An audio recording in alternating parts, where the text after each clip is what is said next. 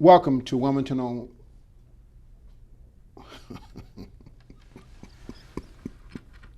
I'm sorry. You don't start over? No, we're not. Welcome to Window On Wilmington. I'm Theo Gregory, back for another show. Today we will be talking about a job training program from the Mayor's Office of Economic Development. The Delaware Humane Association will bring a couple of funny friends on to talk about their programs. We will find out about the new wound care center at St. Francis Hospital, and the Grand Opera House is back to talk about their stage of Discovery Educational Program. But first, we have Krishnamurthy and Bob Harris here from the Delaware Center Horticulture to talk about the Return to Work program. What is the Return to Work program, Vic? Good morning, Mr. Gregory. Thanks for having us. We appreciate the invitation. Our Return to Work program is a job skills training program in horticulture and landscaping trades, specifically for ex-offenders that are working to get back on their feet. It's a second chances program, and we do all kinds of services for the participants, including job placement and life skills training as well. And how long has that program been around? The program started in 2008, 2009. Originally, it was funded with federal stimulus funding, so the funding support for the program has changed over time. And that first, the early days of the program back then was about a 3-year program that initially launched in 2008. And on average, how many folk do you get to participate in the program yearly? That has changed over time as well. We started out based on that original federal support with over 20 individuals per season. Now, what we found with that is that it was not as deep an experience for the individuals as we were hoping. So we have kind of scaled back in terms of numbers and changed the program so that it's a much more immersive program with depth in terms of not only the training but the life skills aspect as well. So on average, it's been somewhere between 8 and 12 individuals that come through the program each year. And how does one get into the program? Is there a criteria to get into the program? We work with partners in the Department of Corrections, for example, for placements, whether it's probation, parole, things like that, based on certain criteria for entry in the program. So we do some recruiting ourselves. Mr. Harris here, Bob, talks to a lot of people as he's out and about around the city that see our participants working and ask about the program. So a lot of it is through Bob and through word of mouth as well in terms of initial recruitment. What are some of the job skills that one can gain by being in the program? First of all, I'm really excited to be here. I really like your show a lot. And it's amazing when I'm out working how many people come up to me and ask, are you hiring? So that lets me know that jobs are hard to find, especially for people who have histories, backgrounds that may be, kind of negative,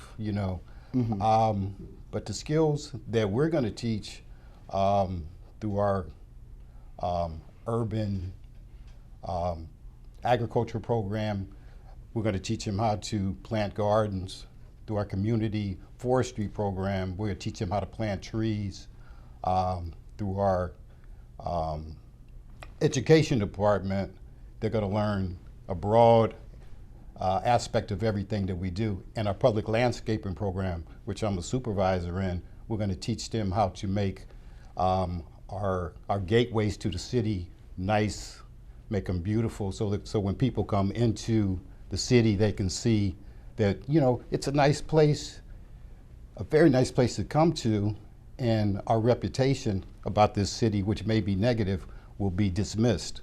Now, that's the training that you give them, and it prepares them to work. So there could be a narrow market for jobs, but I'm assuming that there are a lot of jobs people can get with various.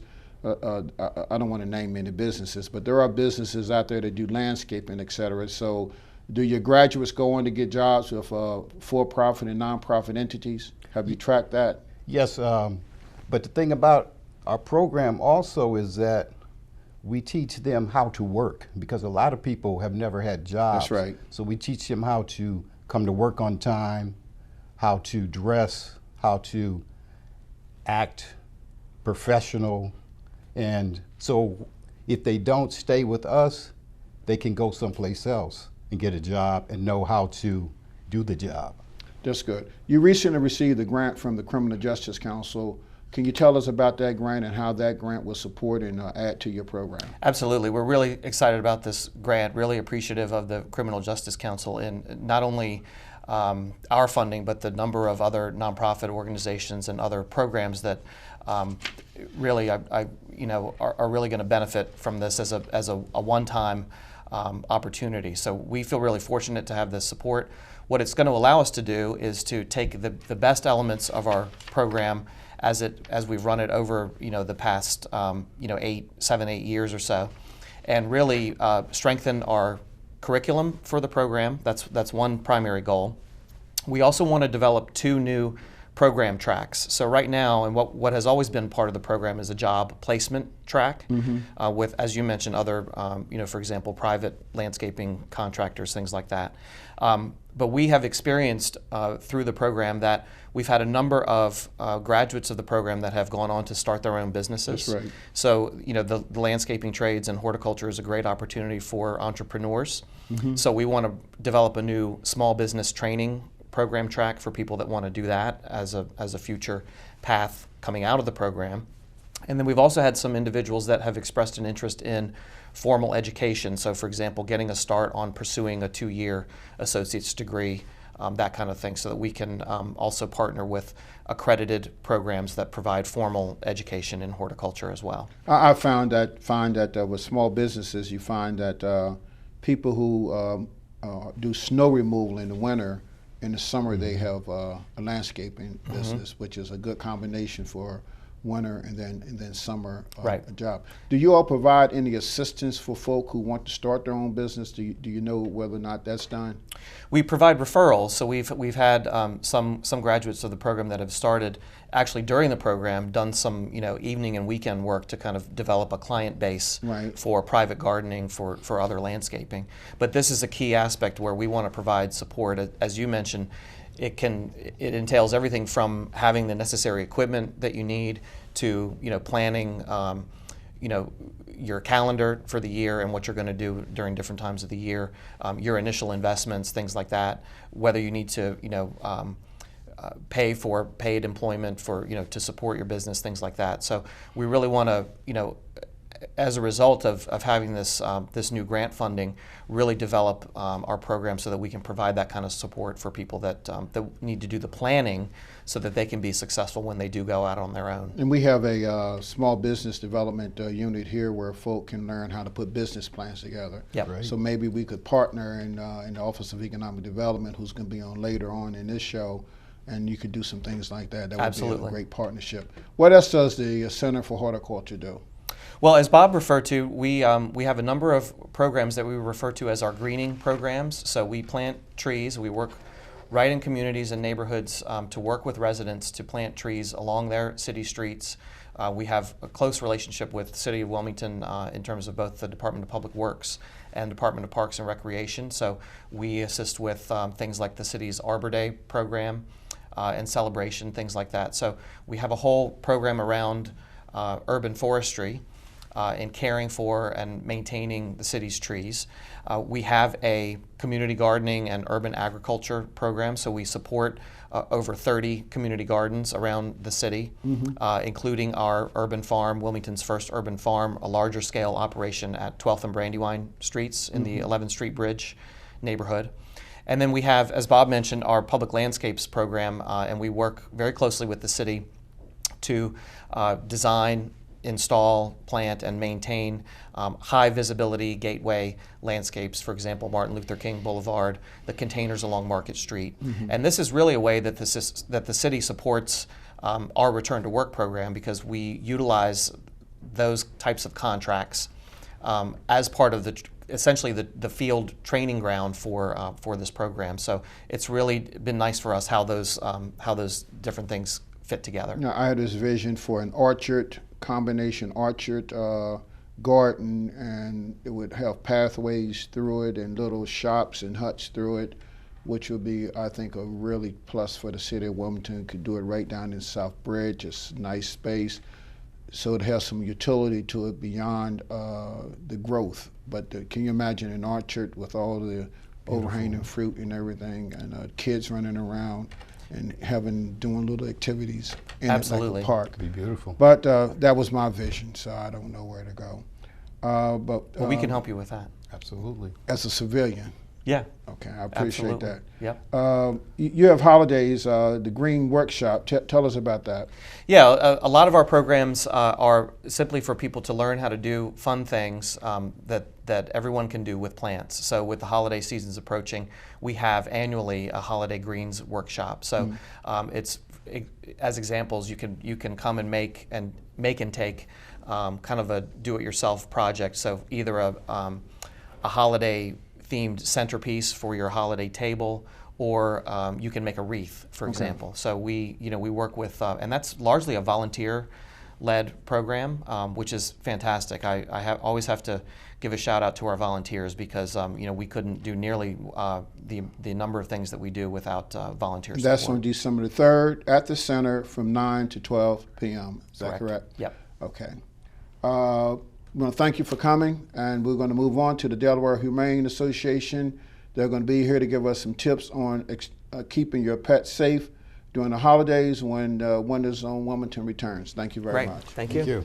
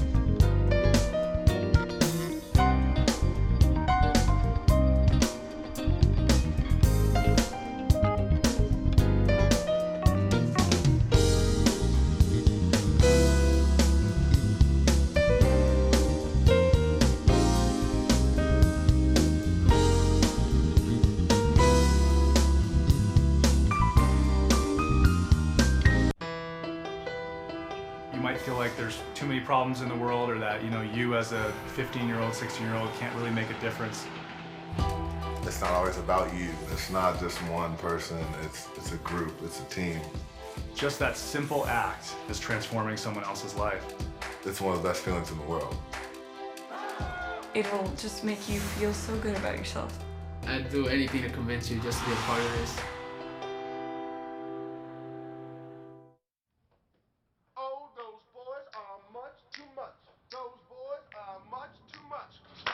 We got the spirit, we're hot, we can't be stopped. We got the spirit, we're hot, we can't be stopped. We're gonna beat them and bust them. The smallest moments can have the biggest impact on a child's life. Let's get a little bit rowdy, R-O-W-D-Y. Take time to be a dad today. Call or visit fatherhood.gov to learn more.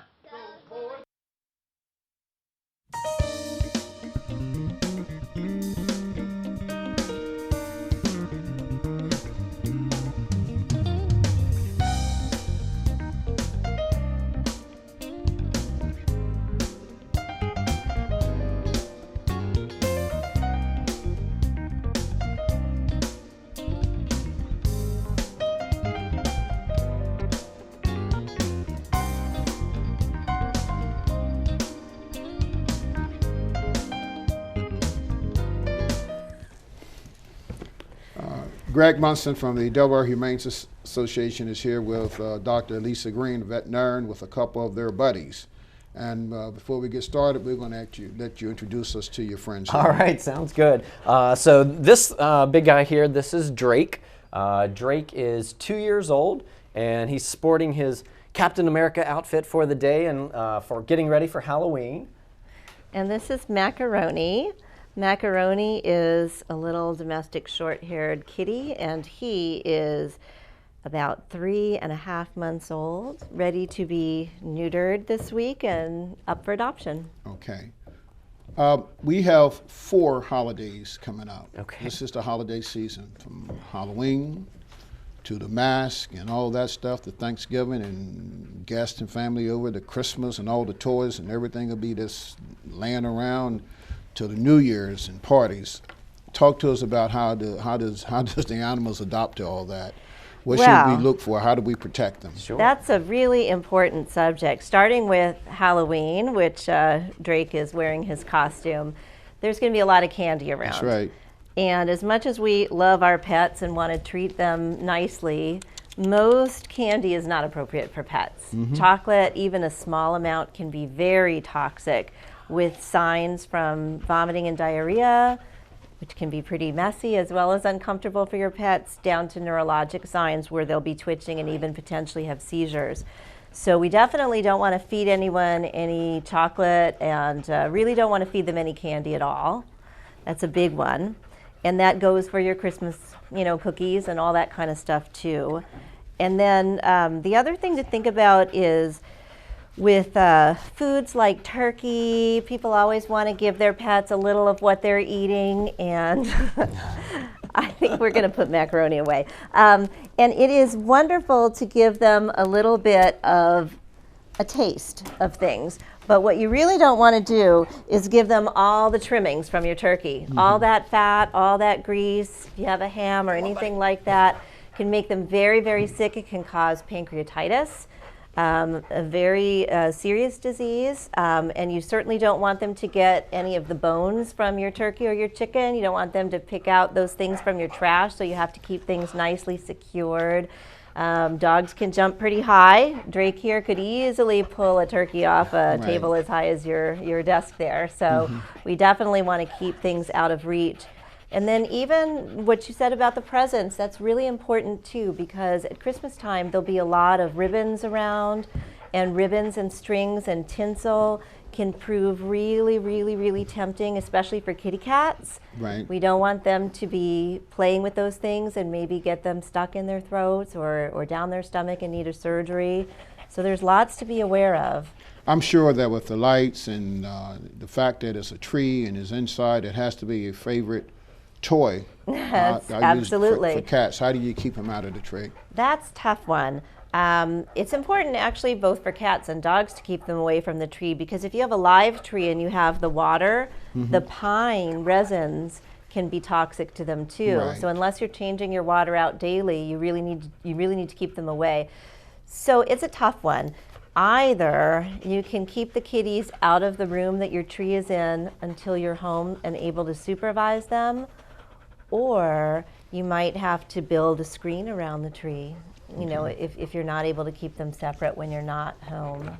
One year I had a tree, and you could cut it off by, tapping this button on with your foot. Turn the light off, you mean? You would turn it off and on.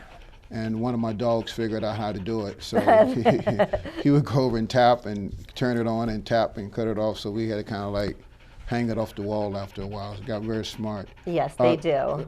Craig, let me ask you, what is Making Friends for Life? So Making Friends for Life is our new theme and logo. So we are all about trying to meet our donors, our volunteers, our adopters, trying to get them to have the perfect match for the cat or dog that they fall in love with, and really just try to help that situation so that everyone really has that opportunity to be a friend for life. So it's something we've been working hard on. We have a brand new facility that we've been in for almost 2 years now. And it's allowed us just to do wonderful things with all the cats and dogs that we serve. And let's not assume that folk know where you're located. You have a new facility. Sure. Where are you located? So we're at 701 A Street, right in Wilmington. We're about 2 miles from this studio and near the ShopRite in Wilmington. You talked about adoptions. What is the process for adopting a pet from DHA? Well, so everyone goes through an application and submits an application to see, if there can be approved or not for the adoption, and then after that we encourage you to do a meet and greet with the animal, especially if you have a dog, to bring in your own dog into our facility, meet them, see how they interact with one another. If they have kids or cats, we try to make that match and see if they work. Actually, a little surprised with Drake. This is the most energetic I've seen him. He's only been with us for about a week now, but he is very excited to be here today for sure. That's good. That's good. Now,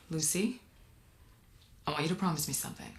If there's any drinking, I want you to say, no thanks, not my thing. Mom. I promise you, your real friends won't care. Deal? I promise, Mom. They really do hear you. Did you pack your toothbrush? For tips on how to start the talk, visit underagedrinking.samhsa.gov. A public service message from the Substance Abuse and Mental Health Services Administration.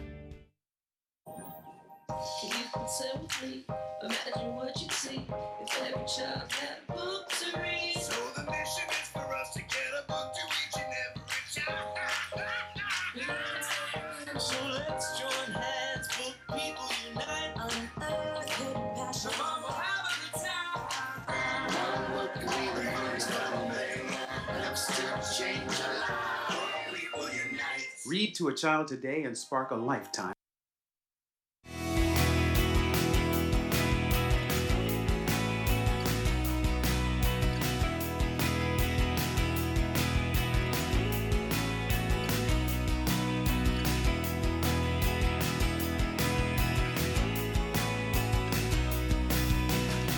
Hello, I'm here with Alfred Lance Jr., the Deputy Director of the Mayor's Office of Economic Development, and he's here to talk about the PREP program, which trains people to work in customer service. PREP is an acronym. What does that stand for? PREP stands for Preparing Responsible Engaged Professionals.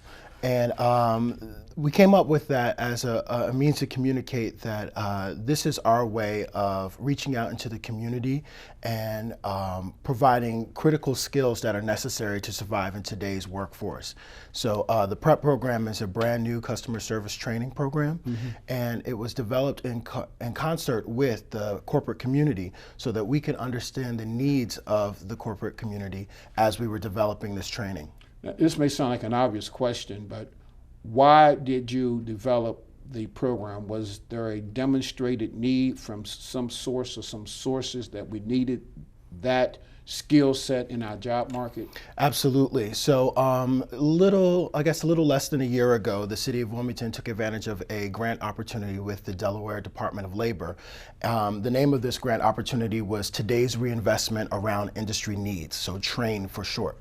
And it provided some funding to do some workforce development planning, and the city of Wilmington with the corporate community through the Mayor's Business Roundtable were able to engage Delaware State University to do some workforce development planning right here with some of our corporations that are based within the city of Wilmington.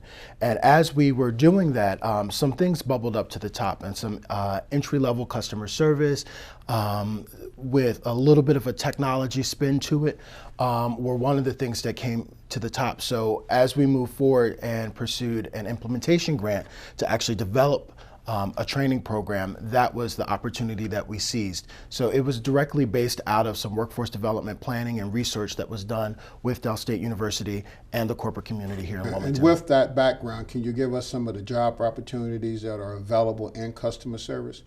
Well, right now, what we're looking to do is we're focusing more on the skill sets that are necessary in order to be competitive in the hiring process. So anyone who goes to this program isn't automatically provided a customer service job. However, customer service jobs, help desk technicians, potentially working on the phones at a local bank or credit card company, those are all the type of jobs that could potentially be open to someone who has gone through this. Now, you indicated that this was entry level. So with that in mind, talk to us about the entry level pay, and more importantly, because I think sometimes folk are short-sighted, talk to us about career opportunities beyond the entry level also, if you would. Well, I don't know the specifics about pay because they, of course, will vary from job to job and from corporation to corporation. But one of the things that has been built into this program is a sort of ongoing engagement beyond placement. So the PREP program is a 12-week program, so we'll give you an intensive training experience in a corporate environment based right here in downtown.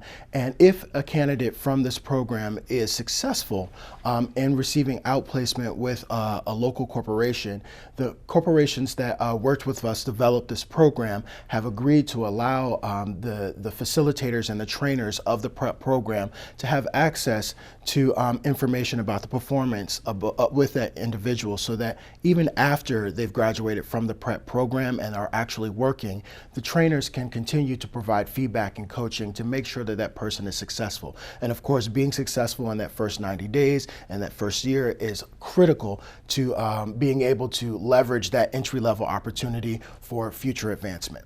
How does one get into the program, and who's eligible for the program? Anyone who is unemployed or underemployed is eligible for the program. The way you would apply to the program is to consult our website. So the website is wimbizexchange.org/prep-application. Let's say that again. And so that is that should be provided and may be listed online for you. Okay. Yeah, so we have an online application process. If they're interested, they could also contact the Office of Economic Development. So we're right here in the City County building on the 3rd floor. You can ask for me, or anyone in the office will have information. Now, when I asked you to repeat that, you didn't repeat it because your script said only say it once, right? No, that's because I wasn't sure if that's exactly what it was. But the website, the web address should be provided on the screen. And in either case, the best way, if you are interested, there's a phone number as well, and you can reach the Office of Economic Development. I had to razz you a little bit, but look, is there a cost to be in the program? There is no cost to be in the program. There is no cost to be in the program other than your time and your commitment, because as I said, it is a 12-week intensive program, and the program, numerous aspects of the program will reflect workday hours. So in the approach to the training, the participants will actually be showing up to the training as if they were showing up to a job. Is there a job development or a job placement component to the program? There is, I would say, a soft job placement program component, that is part of the program. The Office of Economic Development, through the Business Roundtable, has a number of relationships with the corporate community. And so those who are participants in the development of this program have already let us know that they're willing to take a look at these candidates as they've graduated from the program. And as we continue to develop the program and make outreach to other corporate members, we also will ask the same level of participation that they would help us by taking a look at these applicants as well. And how long has PrEP been around? PrEP is brand new. Okay. PrEP is brand new. It was just developed over the summer as we got our feedback from the research project and about this spring. So we're actually holding our very first orientation for our first class right now. We've got about 25 individuals that are engaged. Mm-hmm. So really right now what we're looking to do is to get the word out so that we can have an even larger applicant pool for our next cohort, which we're expecting to be in February of 2017. And if a person wanted more information, what would they do? Contact the Office of Economic Development. Okay, and your phone number is what? 576-2120. And I'm not going to ask you what your website is. See that? I cut you some slack. But anyway, thank you for coming. Thank you so much. And, I appreciate it. Next, we're going to have the St. Francis New Wound Care Center coming right back after this. Thank you very much.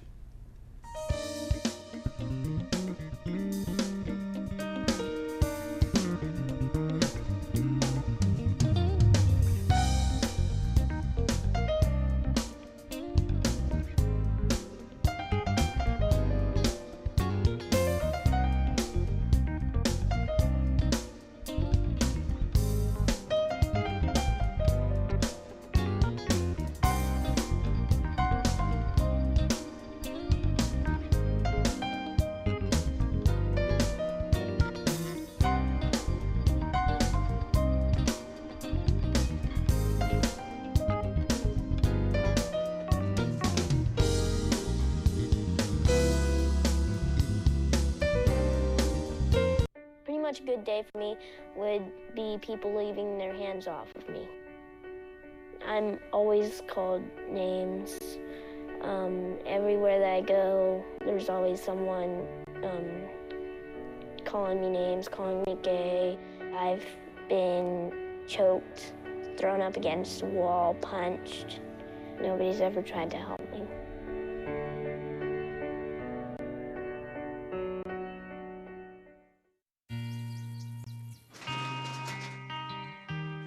I've got a job to do today.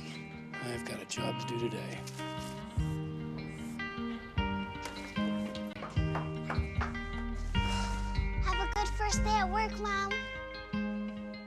Your donations to Goodwill fund job training programs right in your community. Feels good to start fresh, right? Sure does. And like that, you're a job creator.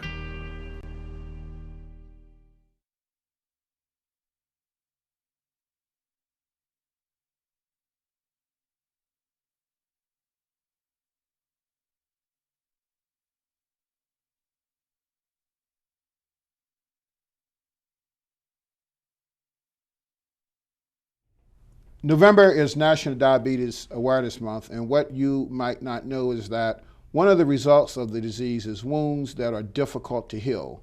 My guests are Colleen M. Haraldsson, a clinical nurse educator, and Dara Smithers, the clinical nurse manager at St. Francis Hospital's new Advanced Wound Care Center. Thank you all for coming. Appreciate you. Thank you for having us. First, tell us, what is diabetes? So diabetes is when the body doesn't produce enough insulin. And the reason that is important is because when we eat food, the body breaks it down into sugar. The sugar breaks down, and the insulin is supposed to break that down into starch. So if we don't have enough insulin that our body's producing, then the sugar just builds up in the body. I remember my dad had diabetes and my mom, and my dad would not walk around the house without shoes on. He had to have shoes on. He said because if he cut his foot, it would just be a mess, and he always was very cautious about that. But currently, how many diagnosed diabetes patients are there in the state of Delaware? Per the CDC in 2014, approximately 10% of the population in Delaware, or 68,000, have diabetes. I'm assuming that diabetes is like high blood pressure, hypertension to some extent. It's a silent, kind of subtle kind of disease where you have it and you don't necessarily know it. Can you talk to us about some of the signs and symptoms of diabetes? When someone has diabetes, they can be experiencing excessive thirst, frequent urination where they're going to the bathroom all the time. They may actually notice that they have some blurred vision or weight loss. They also could experience numbness, tingling in the legs and the feet, sensation changes in their hands. They could notice they have sores that aren't healing quickly. Any type of those signs and symptoms, you should go to the physician. And those things are subtle signs, because at some point in time in life, you may have one or two of those and it not be diabetes. Correct. Right? Correct. So if it's persistent and there's that pattern, maybe diabetes. Yes. How should a person go about, well, you say go medically. What services does the St. Francis Healthcare offer to the community and patients who have diabetes? So if you're a patient that comes to St. Francis as an inpatient and it is identified that you have diabetes, we have an entire team that comes together to offer you services both within the hospital and then out in the community. And we work very closely with not only just nursing, but with physicians, pharmacy to make sure your medications are correct, how to take your medications. We work very closely with home care, our St. Francis Home Care, to make sure that you're being followed appropriately, even down to making sure that we could have a nurse there then that evening after you were discharged. We work closely with the St. Francis Bariatric Center to provide dietitian and nutrition services for our patients. They will have consults and help you do meal planning. And then we also have our wound center for our patients who have sores that aren't healing well.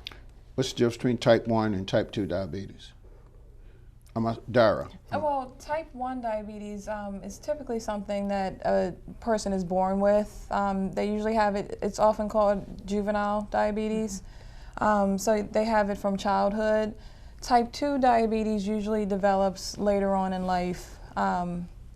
So that's the easiest way to tell the difference between the two. Do you have the same wound concerns with type 1 diabetes as type 2 diabetes? Yes, you would, because basically the insulin deficiency is going to affect the body the same way. It just depends on when it develops, when the person is if they're either born with it or if it develops later in life. With type 2 diabetes, is it directly related to weight all the times or some of the times? Can you expound on that a little bit? It can definitely have, being overweight, not being active can definitely attribute to having diabetes. It can also be hereditary. But you can, having diet and exercise control can help reduce your risk of developing What about diabetes. stress?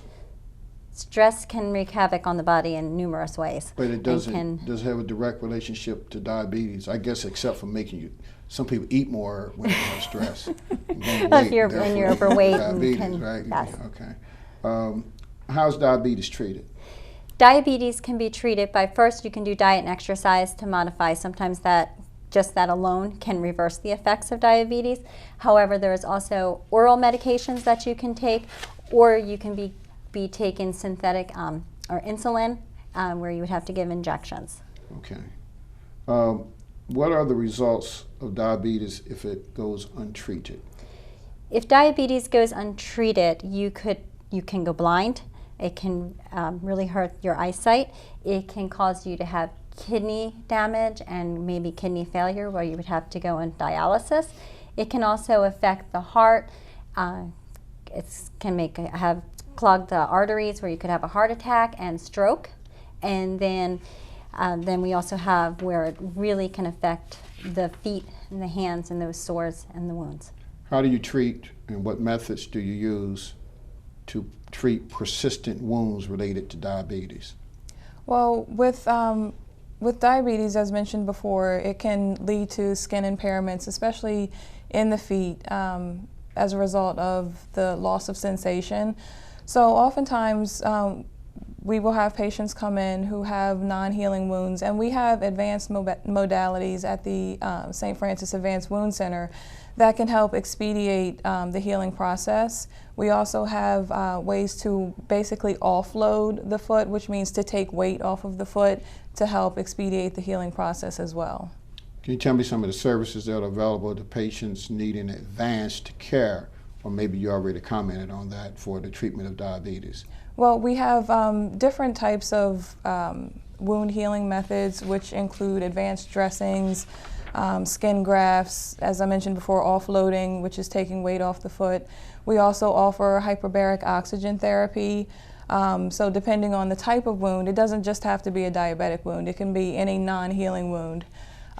Depending on the type of wound, if the patient qualifies for hyperbaric oxygen therapy, that's an adjunct service that we offer to help expedite the wound healing process as well. And I'm a diabetic. Are you? I'm a diabetic. Well, then you should probably, quite a bit about what we're talking about then, right? I know a lot about what yes, you're you talking do. about. Thank you for coming. Appreciate you. And we'll be right back with the Stage of Discovery Educational program at the Grand Opera House when we return. Thank you very much. Thank you.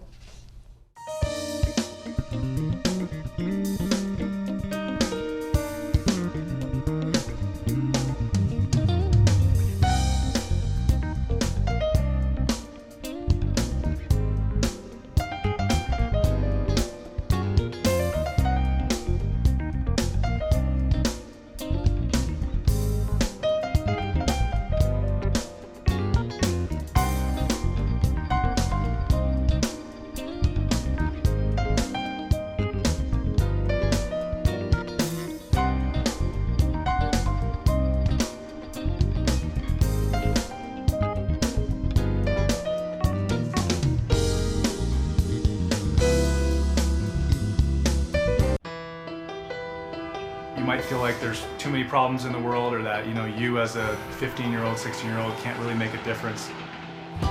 It's not always about you. It's not just one person. It's a group. It's a team. Just that simple act is transforming someone else's life. It's one of the best feelings in the world. It will just make you feel so good about yourself. I'd do anything to convince you just to be a part of this. Oh, those boys are much too much. Those boys are much too much. We got the spirit. We're hot. We can't be stopped. We got the spirit. We're hot. We can't be stopped. We're going to beat them and bust them. The smallest moments can have the biggest impact on a child's life. Get a little bit rowdy. R-O-W-D-Y. Take time to be a dad today. Call or visit fatherhood.gov to learn more.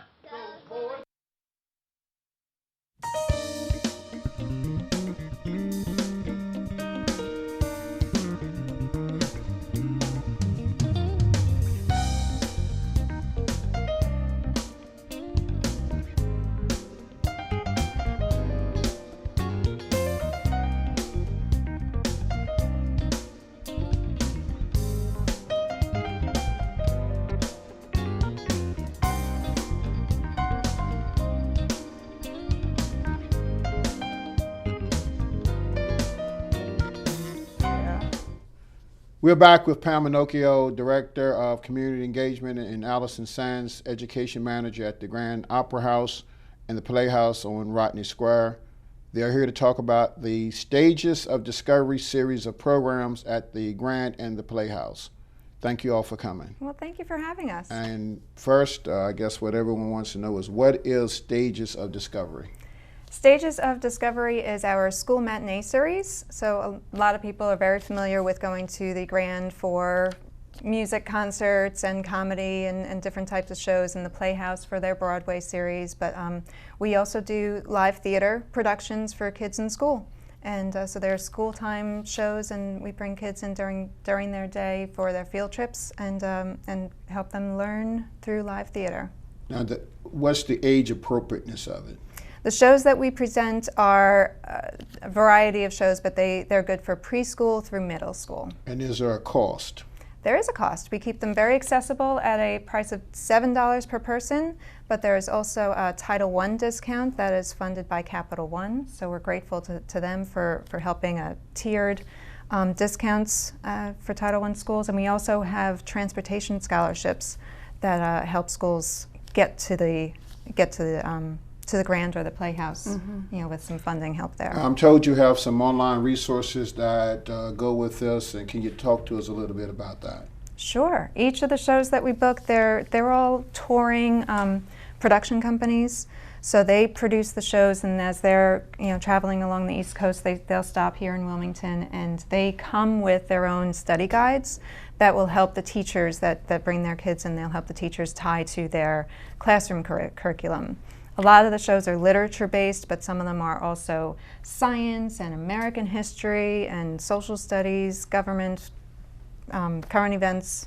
So we try to keep it really relevant to what's going on in the classroom. And that's when the schools come to your facilities, and you also go to the schools, is my understanding. Yeah. Do you want to talk we about have classroom visits? Classroom visits. So a teacher, if they're bringing their class to a show, we have a person who comes into the actual classroom and briefs the kids on what's going to happen, gives them a theater history of the Grand, as well as work through a little bit of the study guide. So it's tailored to what the teacher really wants. Sometimes I'm not filtered.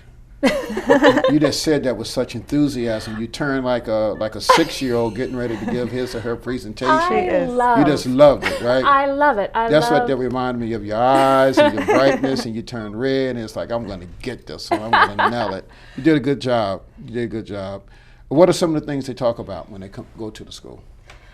Well, it depends on the show. Tell me the show.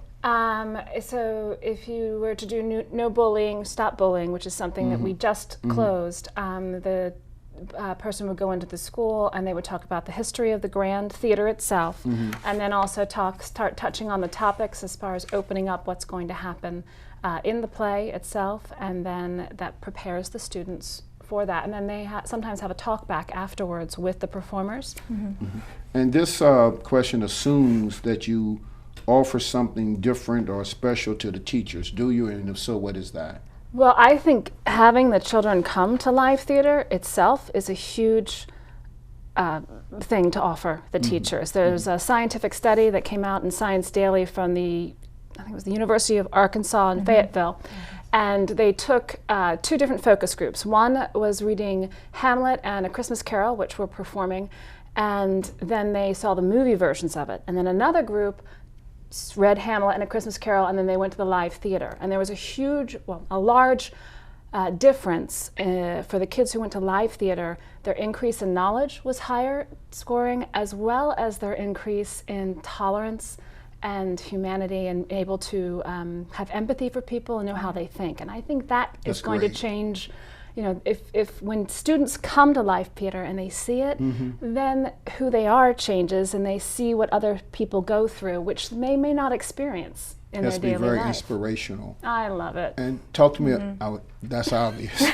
Talk to me about the response that you've gotten from the kids and the teachers or parents with respect to your efforts to date.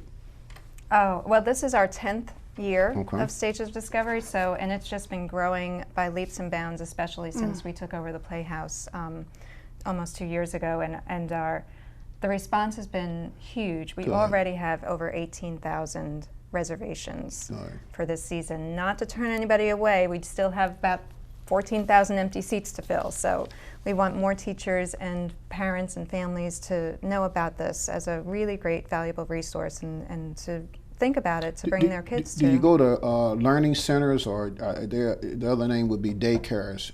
Daycares do come. Yeah, we have several shows that are appropriate for the preschool ages, and those are probably our best-selling shows. They're very much aware of it. Things like A Year with Frog and Toad and Pete the Cat, those are the kids' favorite characters. That's a good segue into our next part of this. What are some of the upcoming shows? Ben Franklin and His Kite? Ben Franklin and His Kite is the next week, and yeah, so that's got great connections with social studies, history, and some science in there as well. And so that's for kids from kindergarten through 5th grade, all elementary levels. And I'm really excited about the Jackie Robinson story, which is the first African American in Major Baseball. And so how he overcame bullying and how he was able to just work through that process. And then there's another of 407 years ago, which I think is really a great history lesson as well. Let's do this. Yeah. Ben Franklin and His Kite is going to be Thursday, November the 3rd at Copeland Hall. Yes. Let's go to Click, Clack, Moo. Click, Clack, Moo.